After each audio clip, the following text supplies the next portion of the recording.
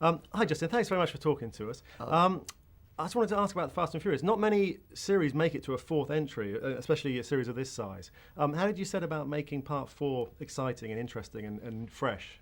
Yeah, the thing that's been very unique about this franchise is that a lot of different characters have come and gone. A lot of different settings have, it shifts in setting.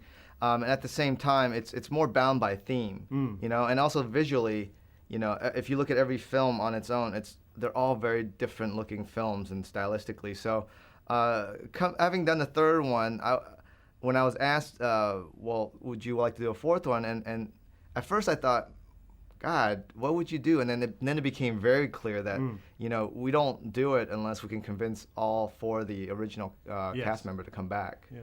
And that's interesting because what was it like working with Vin Diesel? Because looking at his previous work, he's really involved in films, more than just being the star. And on this, he's the producer. Yeah. I mean, how was that working with him? I wasn't sure when I started either because, you hear all these things and you look at his credit and it's all over.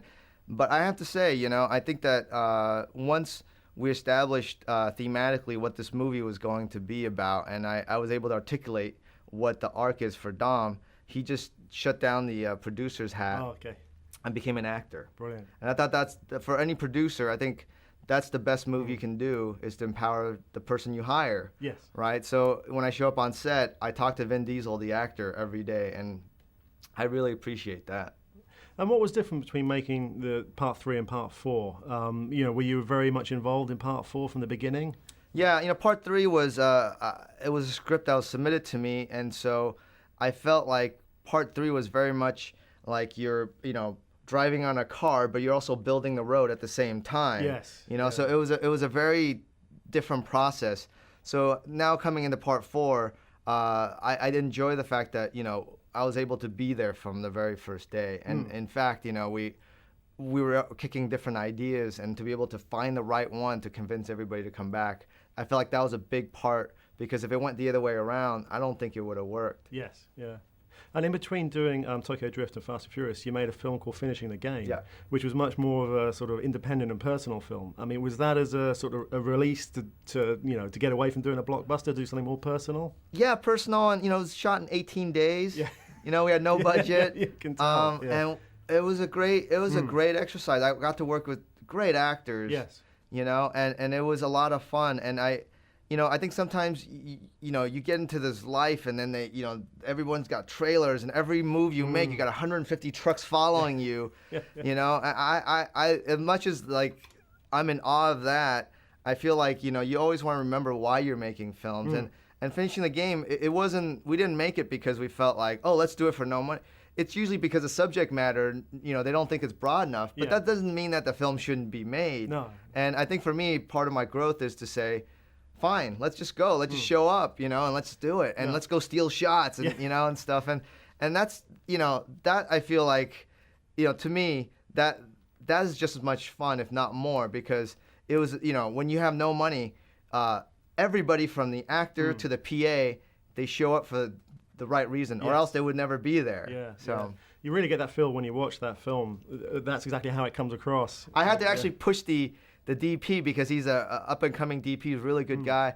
And I said, we have to make it look like a real documentary. Yeah. So I would literally go by his camera and make it go out of focus, and have him try to find the focus and stuff like that. But it was a lot of fun. Excellent. Going back to Fast and Furious, the opening scene actually reminded me very much of a Western with the land train. I mean, you could have almost replaced that with a stagecoach and horses. Is that, was that something you were going for? Yeah, I think even in the third one, I think this franchise has all, it has taken a lot of formal, elements or structural elements from Westerns. And the idea of the outsider and what it means, coming into a new town.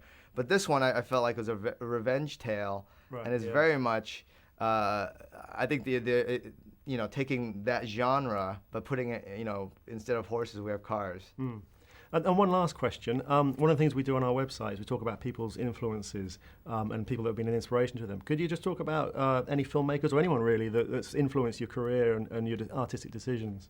Well, I think that I grew up in this working class suburbia, Orange County, and when I was growing up, there was no DVD and stuff like that. It's in the 80s, right? So Yeah. the only thing that made it into our town were big Hollywood movies. High-end So I stuff. grew up with that. Yeah. You know, but the one movie that somehow seeped in was Coppola's Tucker. Oh, really? Yeah, and that's interesting. It made me feel like, wow. Yeah. I mean, I remember the way Storaro shot it, and I thought, oh man, how did it look like that? And then he would break the fourth wall, and I thought, wow, I never seen that. You can do that, you know?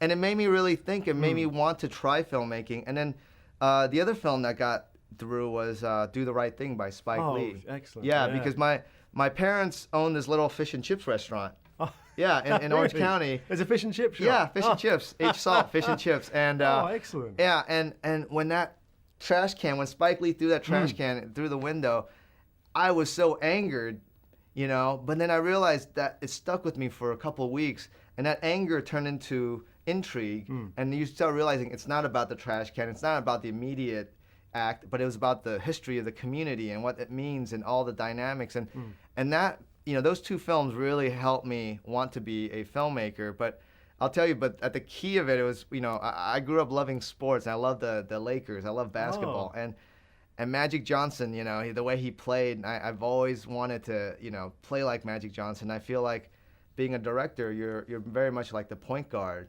And it's almost taking basketball to the new level. Brilliant. Where, you know, you can't do it all yourself. You're going to have all these people around you. And it's how you treat them. If you can empower them and get the best out of everybody, then we have a better chance of making a better movie. Brilliant. That's great. Well, thanks very much for your time. Thank you very much. Oh, thanks for that.